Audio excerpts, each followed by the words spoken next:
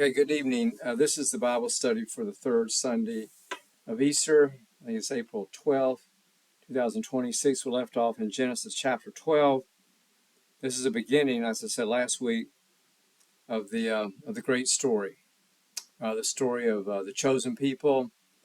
And way down the line, we'll see how those of us who call ourselves Christian are brought in to Israel's story.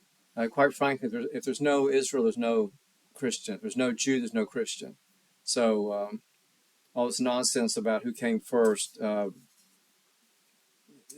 biblical record is unambiguous.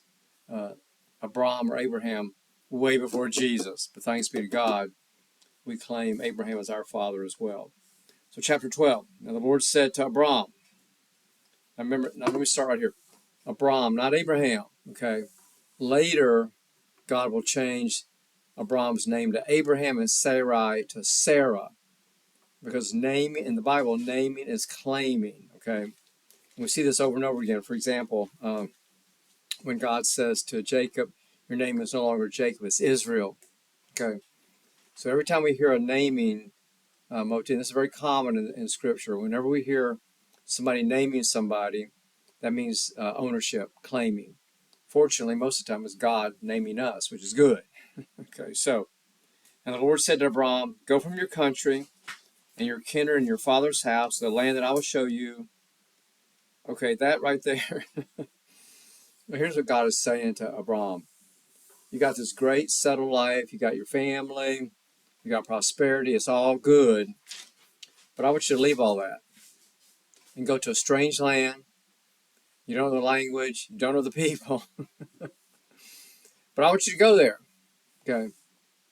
Now, before Abraham can say, "What in the world, God? What are you talking about?" God says this. "And I will make of you a great nation, and I will bless you and make your name great so that you will be a blessing. And I'll bless those who bless you. And him who curses you will I curse. And by you all the families of the earth shall bless themselves." So God gives Abraham, here's why I want you to do this. In other words, God has a plan for Abraham. God is choosing, starting over. Didn't work with Adam, didn't work with Noah. I'm going to try one more time with Abraham. And we wonder, what would have happened if Abraham said, that's great, God, but no, I'm good. Got my wife, got my children, I'm good. I'm going to stay here. Get somebody else. Would God have got somebody else? Or would God have said, that's it, I'm out. You humans, you're on your own. Good luck. Well, thanks be to God, Abraham, our faith father, said yes. Okay. Look at verse 4. So Abraham went as the Lord had told him. What do we call that? Radical obedience. Thy will, not mine. And Lot went with him. Not sure why. Maybe Lot was thinking, there's nothing really here for me. I'm gonna go with Abraham. He's very, he's a good leader. He's been very prosperous. I'm gonna go with him, and maybe I'll be prosperous as well. Abraham was 75 years old when he departed from Haran. 75. Okay, I'm 77. All right. I don't know about this. I don't know. 75. Okay. Why didn't you call me when I was like 25, God? What's this 75 business? Anyway, okay, I'll forget. And Abraham took Sarai his wife and Lot his brother's son, of course his nephew, and all their possessions which they had gathered, and the persons they had gotten in Haran. I like that. The persons they had gotten, you know what that means? Slaves. Okay. Now, a word here, slavery in the Bible is not like, the sin of American slavery. Very often, slaves were either people who had lost a battle, and so rather than being killed, you become a slave. Or it could be very often somebody who just doesn't have any other way to make a living and said, okay, I'll be your slave for a while until I can earn my way to my own independence. So it's an entirely different deal, okay? Still slave, though. And they set forth to go to the land of Canaan. What's Canaan? It's what we call today Israel, or what Muslims call Palestine. And let's see, when they come to the land of Canaan, Abram passed through the land to the place of Shechem, to the oak of Moreh. At that time, the Canaanites were in the land. So Abram has just been told, by God, if you follow me, I'll make you a great nation. Come to Canaan. So he comes to Canaan, and guess what? The entire country is populated. Where am I supposed to live? How are you going to make me a great nation? There's already people here. What I tell you last time, if you're not clear about who Canaanites are, call them this, Palestinians. Okay? Same people. Then the Lord appeared to Abram and said, to your descendants I will give this land. So Abram built there an altar to the Lord who had appeared to him. It's kind of like, okay, I'm going to hold God to the promise. I'm going to build an altar here so God will know. I'm marking the land. Okay, God, you said it. Verse 8.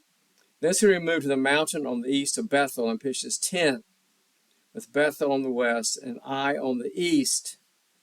And there he built an altar to the Lord and called on the name of the Lord. And Abram journeyed on, still going toward the Negeb. Notice this. He removed to the mountain on the east of Bethel. And we'll see this when we come to the Exodus. The land was already populated. The Canaanites already had the best land. See? So what land is left? The mountains, where you can't grow anything, okay? So that's where we're at. Now, from verse 10 to the rest of this chapter, we have what's going to be a very important episode to remember when we get to chapter 22 and the famous test where God tells Abraham, sacrifice your son Isaac. Okay, we're going to harken back to this right here as to why God would ask such a horrible thing of Abraham. All right, so verse 10. Now there was a famine in the land. This is also a very common motif in the Bible. There are famines all the time.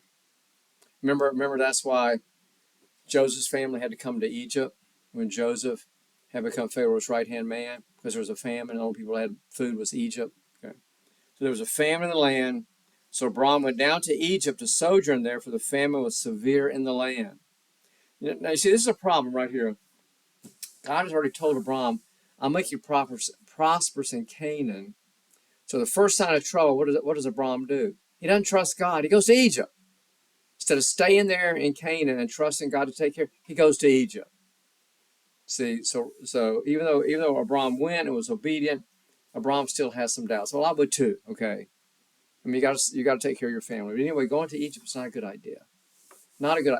Every time Israel goes to Egypt, it's bad. Okay.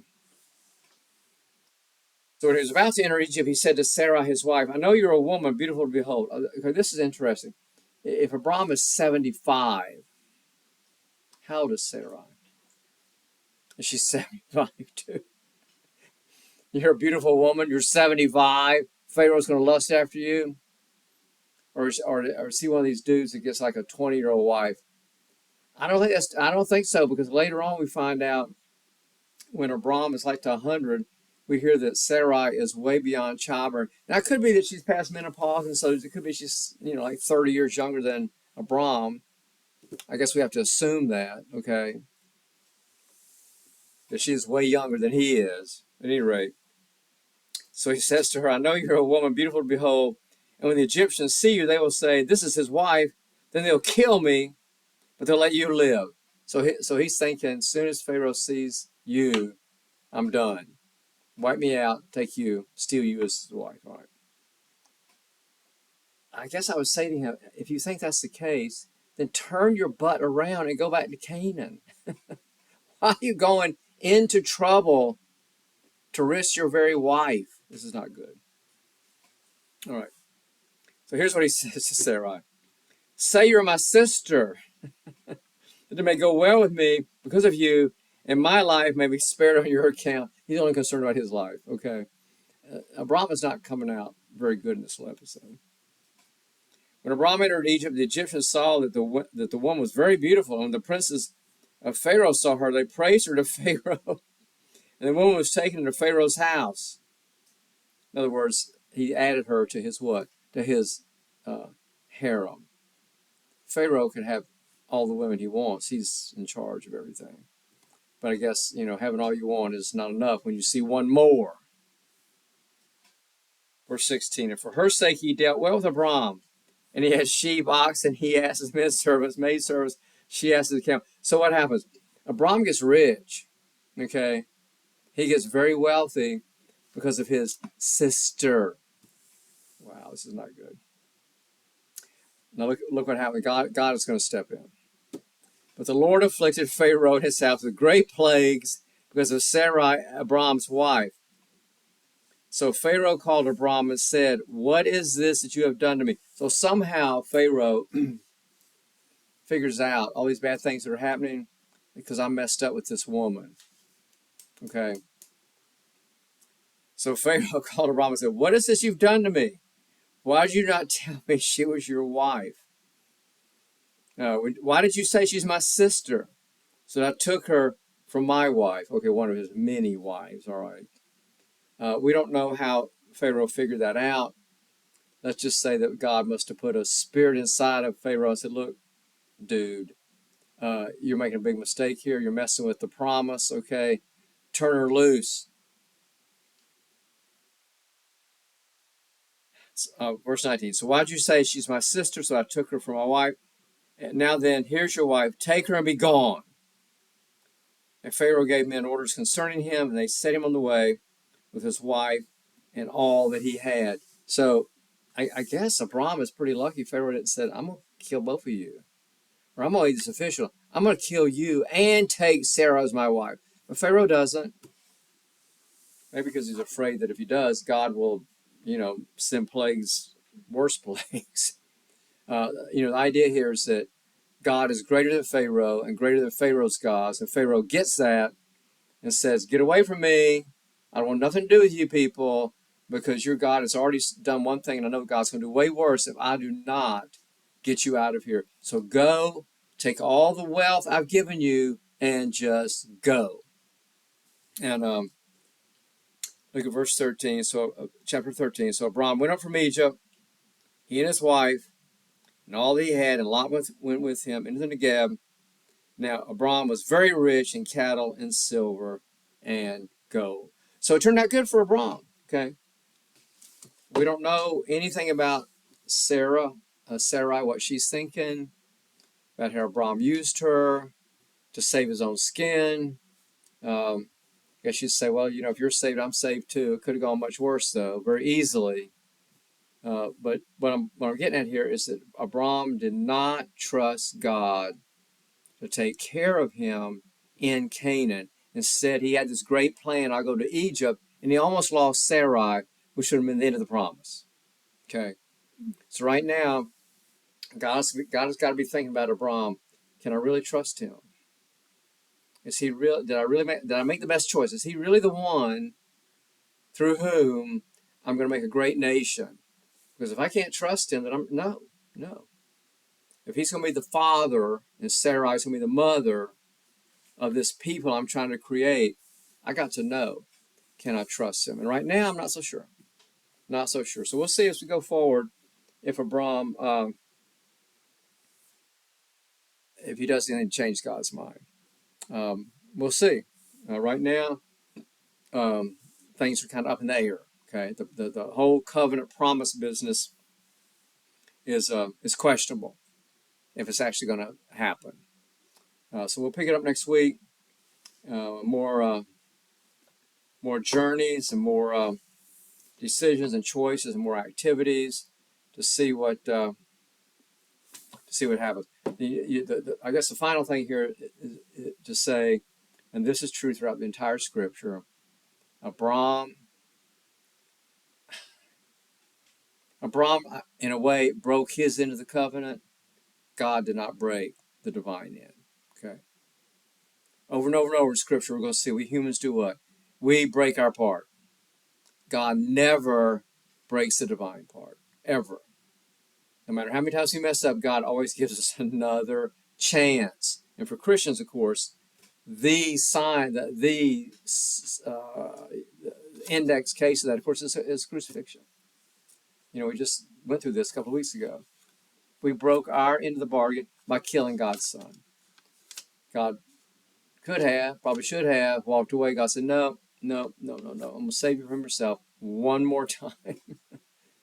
and God did and does. So thanks be to God that that's the kind of God that we are in a relationship with.